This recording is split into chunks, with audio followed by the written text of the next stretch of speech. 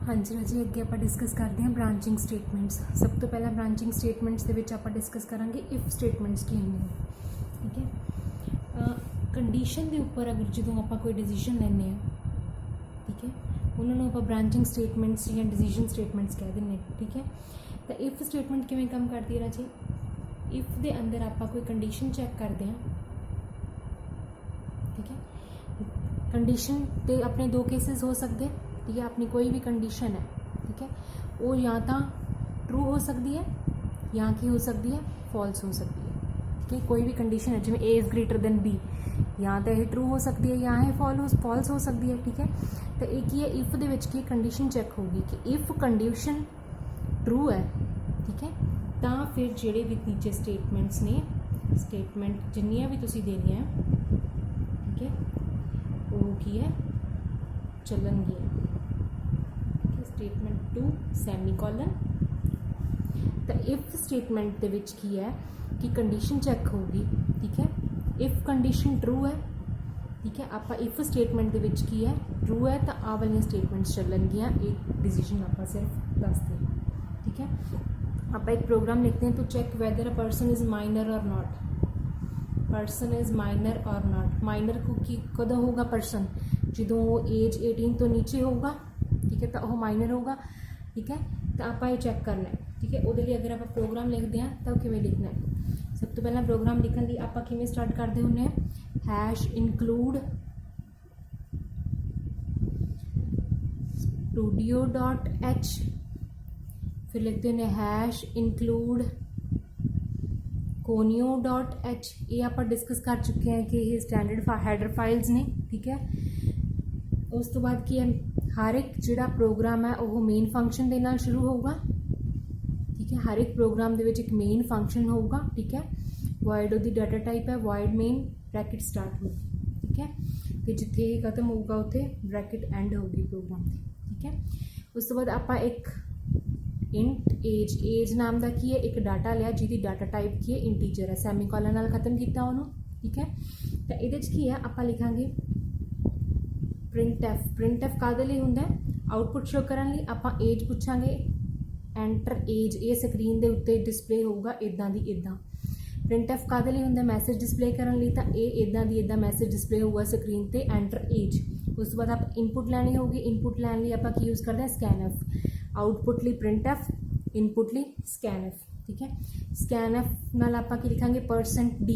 ये आप डिस्कस कर चुके हैं। %d क्यों लिखते हैं? इंटीजर डाटा टाइप हो, जो इंटीजर डाटा टाइप लईए आप तो वो %d लिखांगे। ठीक है, उस तो बाद की एंड, जो इनपुट लैनी हो ये वाला सिंबल यूज़ करते हैं एंड, तो वो जिहदे स्टोर करनी है एज दे स्टोर करनी है तो एंड एज लिखांगे। उस तो बाद की है सैमीकोलन। ठीक है, हुण आपां देखना है कि पर्सन माइनर है कि नहीं। माइनर कदों होगा? जो उसकी एज 18 तो घट है। ठीक है, तो कंडीशन की होगी अपनी एज लैस दैन 18। तो अपना लूप किमें चलूगा? इफ अपनी स्टेटमेंट किमें चलूगी? इफ कंडीशन की है एज लैस दैन 18, जी भी कंडीशन है वो कादे च लिखनी है? आप गोल ब्रैकेट्स के अंदर लिखनी है कंडीशन इफ तो बाद। तो उस तो बाद की स्टेटमेंट आऊगी। स्टेटमेंट की आऊगी कि प्रिंट हो जाए पर्सन इज़ माइनर, जी उसकी एज 18 तो घट है तो प्रिंट हो जाए, तो print F person is minor बंद सैमीकोलन। हर एक स्टेटमेंट नूं तुसीं सैमीकोलन बंद करना। इत्थे सैमीकोलन नहीं लगूगा क्योंकि हजे कंडीशन चल रही है, उसकी स्टेटमेंट हैगी है। ठीक है, इस तो बाद ब्रैकेट बंद होगी। ठीक है, उस तो बाद हर एक प्रोग्राम नूं आपां गेट ch नाल खत्म करते हैं। गेट ch गेट करैक्टर हुंदा है, ये आउटपुट डिस्पले करने लिए यूज़ हुंदा स्क्रीन के उत्ते जो तुसीं आउटपुट डिस्पले करनी होवे। तो यह प्रोग्राम है इफ कंडीशन यूज़ करके कि इफ अगर उम्र वो 18 तो घट है तो ही पर्सन माइनर शो होगा। ठीक है, तो यह इफ स्टेटमेंट से। अगली स्टेटमेंट आप डिस्कस करते हैं if else. If else statement के विच की है? ये इफ दे विच आपां सिर्फ एक केस कंसीडर किया जिथे स्टेटमेंट ट्रू हो, जिथे स्टेटमेंट फॉल्स हो, वो आपां की इफ एल्स स्टेटमेंट यूज़ करते हैं। इफ एल्स स्टेटमेंट दे विच की है कि अपने कोल कंडीशन है। ठीक है, जहाँ तक वो ट्रू हो सकती है, जे ट्रू है तो इफ वाली स्टेटमेंट्स चलनगियां, जे नहीं तो कि एल्स, जे वो फॉल्स है तो एल्स वाली स्टेटमेंट्स चलनगियां। इत्थे कुछ सैट ऑफ स्टेटमेंट्स होणगियां, ठीक है, इत्थे भी कुछ सैट ऑफ स्टेटमेंट्स होणगियां। अगर कंडीशन ट्रू है इफ, तो इफ दे अंडर जिहड़ियां स्टेटमेंट्स लिखियां होईयां वो चलणगियां। अगर कंडीशन फॉल्स है तो एल्स दे अंडर जिहड़ियां स्टेटमेंट्स लिखियां होईयां वो चलणगियां। तो इहदा सिंटैक्स किवें है, इहनूं लिखना किवें है, सिंटैक्स। कोई भी क्वेश्चन आउंदा तो तुसीं सिंटैक्स नाल एक्सप्लेन करना होगा कि इफ दा सिंटैक्स की है, इफ एल्स दा सिंटैक्स की है। सिंटैक्स की है इहदा, पहला इफ दे अंदर की आऊगा, ब्रैकेट दे अंदर कंडीशन आऊगी, ठीक है, ब्रैकेट दे अंदर कंडीशन लिखोगे, उस तो बाद जिन्नियां भी थोड़ियां स्टेटमेंट्स है, स्टेटमेंट 1 सैमीकोलन, स्टेटमेंट 2 सैमीकोलन तुसीं लिखोगे, बंद कर दोगे, ठीक है। उस तो बाद अपनी एल्स आऊगी। एल्स दे नाल तुहानूं कंडीशन लिखण की जरूरत नहीं, क्योंकि कंडीशन तुसीं इफ दे नाल एक बारी डिफाइन कर चुके हो, ठीक है। एल्स लिख के सीधा ओदियां स्टेटमेंट्स आ जानियां, स्टेटमेंट 1 स्टेटमेंट 2 जिन्नियां भी स्टेटमेंट्स तुसीं लिखनियां एल्स दी ब्रैकेट बंद, ठीक है। तो इफ एल्स नूं लिखण दा यह तरीका है, ठीक है राजे, ठीक है। तो इहदे च आपां एक एग्जाम्पल करते हैं, प्रोग्राम करते हैं। Find larger number of 2 numbers, ठीक है, 2 नंबर ने अपने कोल, उन्हां चों आपां लार्जर नंबर लभना है, ठीक है। अपना प्रोग्राम स्टार्ट होगा hash include studio.h hash include conio.h, ठीक है। मेन फंक्शन आ जाओ अपना, मेन फंक्शन हर एक प्रोग्राम दे विच होना चाहिए, वॉइड मेन लिख के 2 ब्रैकेट्स स्टार्ट ब्रैकेट, ठीक है। इहदे च आपां की है 2 नंबर ले चाहिए आपां नूं, ठीक है। तो आपां की है ए ते बी 2 नंबर ले ली, उन्होंने डाटा टाइप कि ले ली, integer data type, integer data type में आप इंट ना लिखांगे, उस तो बाद सैमीकोलन नाल खत्म कर देंगे, ठीक है। उस तो आप बाद की है प्रिंट एफ लिखांगे, प्रिंट एफ विच की है एंटर 2 नंबर्स। प्रिंट एफ की होंगे, प्रिंट करने आ वाली स्टेटमेंट स्क्रीन के उत्ते उदा की उदा प्रिंट हो जाएगी। हुण आप इनपुट लैनी है 2 नंबरों की, इनपुट लैन की वरतते हैं आप स्कैन एफ, ठीक है, स्कैन एफ लैनी है, ठीक है। 2 नंबर ने कि डाटा टाइप है इंटीजर, तो 2 बारी आप %d लिख देंगे, ठीक है राजे। उस तो बाद 2 नंबर की इनपुट लैनी है, 1 नंबर की इनपुट लैन ली एंड ए, दूजे की लैन ली एंड बी सैमीकोलन, मतलब एक डाटा जोड़ा वो ए च जाए, दूजा डाटा जोड़ा वो बी स्टोर हो जाए, ठीक है। हुण आप यूज़ करांगे अपनी इफ स्टेटमेंट। इफ के अंदर की लिखना है कंडीशन, कंडीशन की है आप लार्जर नंबर 2 नंबरों का, तो लार्जर नंबर लिए आप कंडीशन ला सकते हैं ए ग्रेटर देन बी, मतलब कि जे मेरी ए ग्रेटर देन वड्डी है, फिर केड़ी स्टेटमेंट चले, फिर स्टेटमेंट चले प्रिंट एफ केड़ा वड्डा होगा, ए वड्डा होगा, ए इज लार्जर, ठीक है। ए होगी स्टेटमेंट, स्टेटमेंट दी बंद करती। उस तो बाद क्या होगा मेरा एल्स, एल्स एल्स के अंदर स्टेटमेंट आनी, एल्स के नाल कंडीशन लिखने की लोड़ नहीं, क्योंकि कंडीशन आप पहले ही लिख चुके हैं। एल्स आ गया, एल्स की स्टेटमेंट के की अंदर आऊगा प्रिंट एफ, जे कंडीशन ट्रू है तो ए वड्डी होगी, है ना। आप चेक कर रहे हैं ए ग्रेटर देन बी, जे ये ट्रू है तो केड़ा वड्डा होगा ए, जे ये फॉल्स है तो केड़ा वड्डा होगा बी, ठीक है। तो इत्थे क्या आ जाऊगा एल्स वाली कंडीशन च क्या आ जाऊगा बी इज लार्ज, ठीक है। इन स्टेटमेंट भी आप सैमीकोलन नाल एंड करांगे, ब्रैकेट बंद हो जूगी, ठीक है, क्लीयर है ना जी। उस तो बाद की आ जाऊगा अपना गेट CH ते ब्रैकेट बंद, गेट करैक्टर सैमीकोलन ते जिहड़ी स्टार्ट की सी फंक्शन दी वो वाली ब्रैकेट खत्म, ठीक है ना जी। तो ये see if else statement, if they अंदर कंडीशन लिखी, ओदे स्टेटमेंट्स लिखे, एल्स दे अंदर ओदे स्टेटमेंट्स लिखे, ठीक है ना जी। जे कंडीशन ट्रू है तो किहड़ियां स्टेटमेंट्स चलणगियां, जे कंडीशन फॉल्स है तो किहड़ियां स्टेटमेंट्स चलणगियां, ठीक है ना जी। उस तो बाद स्टेटमेंट्स के अंदर आ जाता है ब्रांचिंग, स्टेटमेंट्स के अंदर आ जाता है तीजी स्विच, स्विच केस।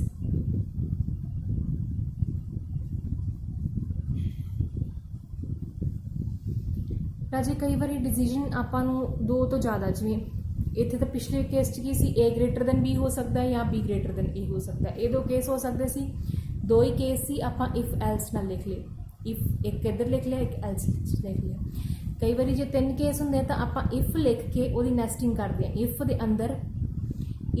अंदर इफ एल्स बंद करके फिर एल्स, मतलब इफ दे अंदर आप नैसटिंग करती, इफ एल्स स्टेटमेंट हो गया।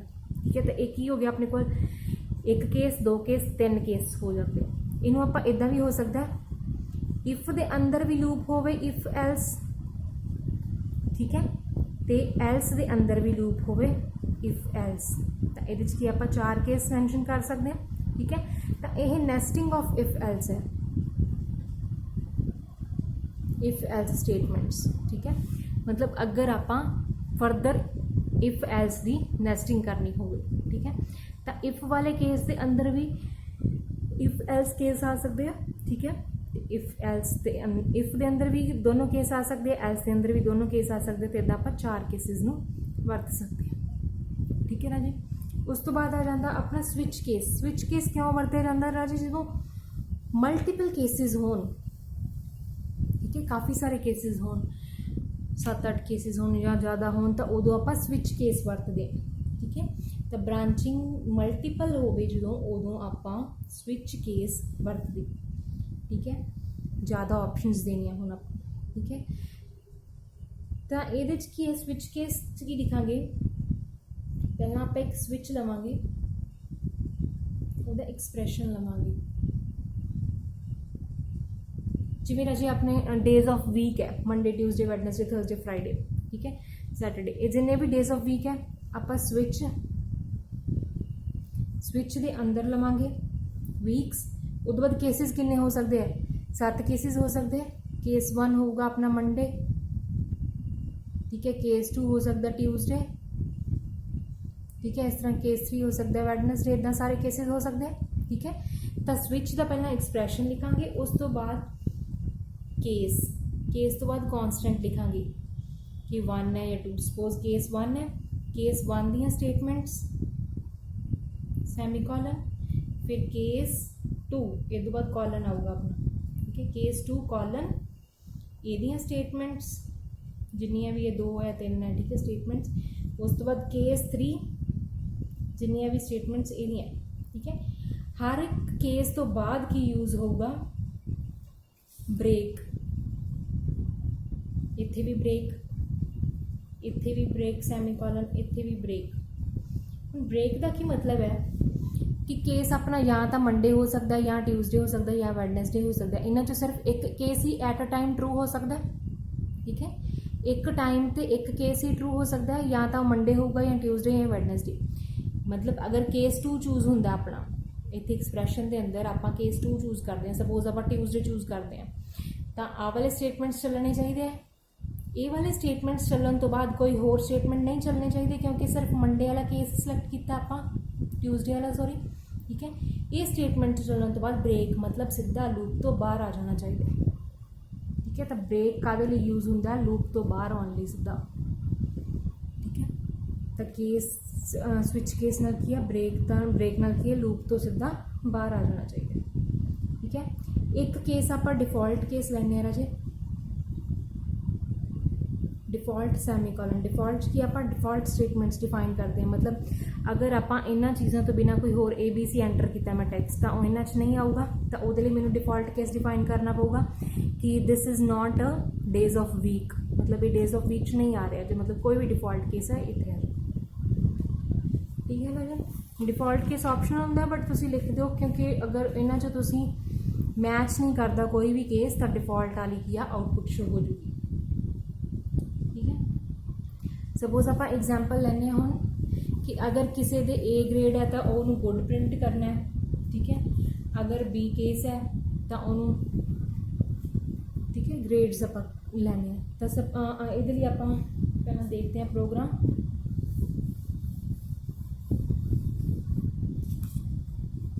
Hash include studio.h, hash include conio.h, फिर क्या होगा अपना मेन फंक्शन आ जाएगा void main, ठीक है, ब्रैकेट स्टार्ट।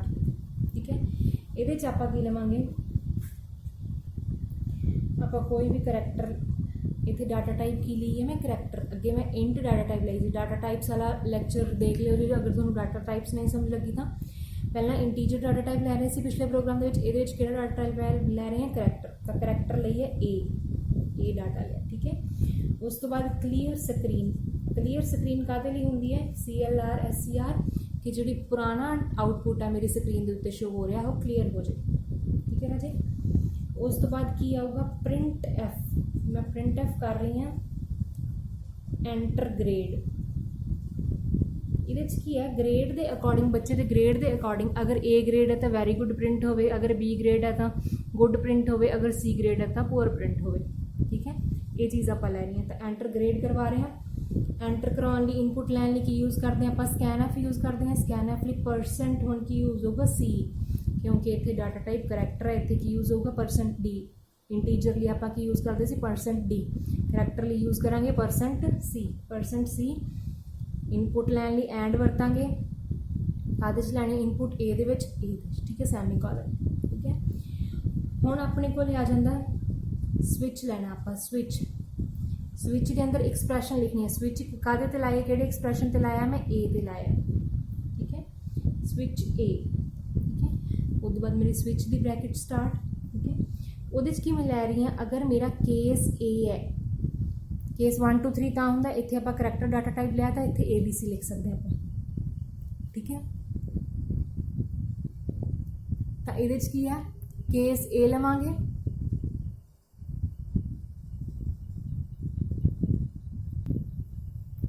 तो ये आप केस ए लिया, ठीक है। तो केस ए दे बाद आप लिखांगे कॉलन, उस बाद की लिखांगे अगर ग्रेड ए है तो मैं कहनी हाँ print f very good. Print f काहदे लई हुंदा, प्रिंट करने लिए सेम चीज़ प्रिंट हो जाएगी वैरी गुड अगर केस ए है। तो उस तो बाद कि मैं लिखूँगी ब्रेक, मतलब अगर केस ए चूज हो गया तो ब्रेक होके लूप तो बाहर आ जाए, ठीक है। केस अगला केस है बी, ठीक है। Print f good semicolon break, ठीक है। Case C colon print f poor semicolon break. उसके बाद मैं लिख दिया डिफ़ॉल्ट, ठीक है। डिफ़ॉल्ट की है print f no match semicolon. इस तो बाद की है मेरी स्विच केस वाला लूप बंद होंदा है। उस तो बाद गेट करैक्टर सैमीकोलन ते मेरा जी ब्रैकेट आप मेन फंक्शन वाली शुरू की सी वो मैं बंद कर दी, ठीक है राजे। तो ये की है अगर मैं इनपुट दिनी है, सब तो पहले स्क्रीन पर मेरी तो की शो होगा एंटर ग्रेड, जो मैं ग्रेड एंटर किया बी, मैं अगर बी ग्रेड एंटर किया तो ये चैक करूँगा बी स्विच चैक करूँगा केस बी ने की किया प्रिंट गुड, तो प्रिंट गुड हो जाएगा अपने आप प्रिंट गुड हो जाएगा। उस तो बाद ब्रेक स्टेटमेंट चलूगी सीधा लूप तो बाहर, पुअर वगैरह कोई आ वालियाँ इस तो बाद वालियाँ स्टेटमेंट्स कोई नहीं चलनगियाँ, समझ लग गई राजे। अगर मैं ग्रेड कर दी एंटर डी तो चैक करूँगा ए बी सी डी तो है नहीं, तो डिफॉल्ट पे जाऊँगा तो वो की प्रिंट करूँगा नो मैच, ठीक है। उस बाद लूप तो बाहर, ठीक है राजे। अगर मैं इनपुट एंटर कर दी है ए तो चेक करूँगा केस ए प्रिंट करूँगा वेरी गुड, ठीक है। उस तो बाद सीधा लूप तो बाहर आ वाली स्टेटमेंट्स नहीं चलनगियाँ, ठीक है। तो एक ही सी स्विच स्टेटमेंट, ठीक है राजे।